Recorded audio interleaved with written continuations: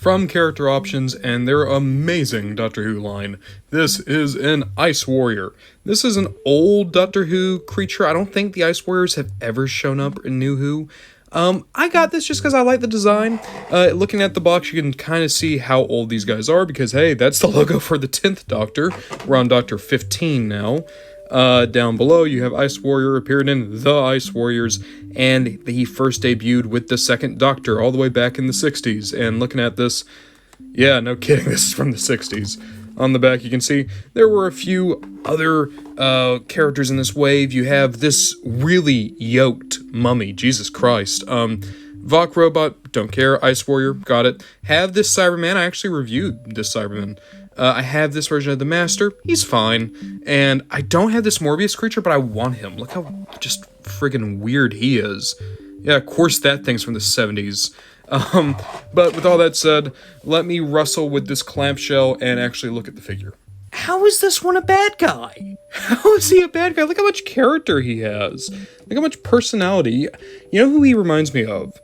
He reminds me of Gus from Uncle Grandpa. But he also kind of reminds me of Alan from Smiling Friends. He seems like the one guy in the office who's just always drinking coffee and wanting to stay out of the antics. Look at him. Look at this head sculpt. So keep in mind, these guys aren't supposed to be characters. These are supposed to just be foot soldiers, but he looks so downtrodden. I love it. Really, really great sculpted detail throughout this entire figure. All the scales and then the more rugged, armored places for the limbs and then all the fur sticking out. These guys look great. Even though they're the Ice Warriors, they always kind of remind me of, like, cacti. Like, that's what I think of when I see this guy. It's like, oh, he's a cactus dude. I love this. In terms of articulation, you have a swivel at the head, we have a universal at the shoulder, we have a hinge for an elbow, we have rotation at the wrist.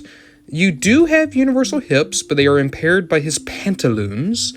He has an upper leg cut. He has a pretty solid knee, not quite 45 degrees, but close to. And then a swivel down here at the foot.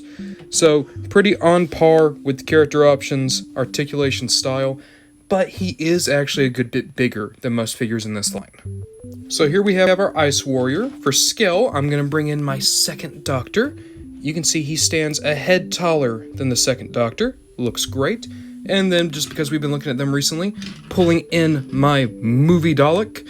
And you can see he's taller than the Daleks too. So of course the Dalek is the biggest figure here just when you take everything into account. But the Ice Warrior does have a good bit of height to him and a good deal of width. When it comes to humanoid figures, there's not many that are larger than this guy. Which is great, because it's kind of bang for your buck. And considering these figures are getting more and more expensive, something like that on a kind of cheaper figure to still get is really appreciated. Now seriously, tell me these three would not make the buddy comedy of the century. That's all I'm saying.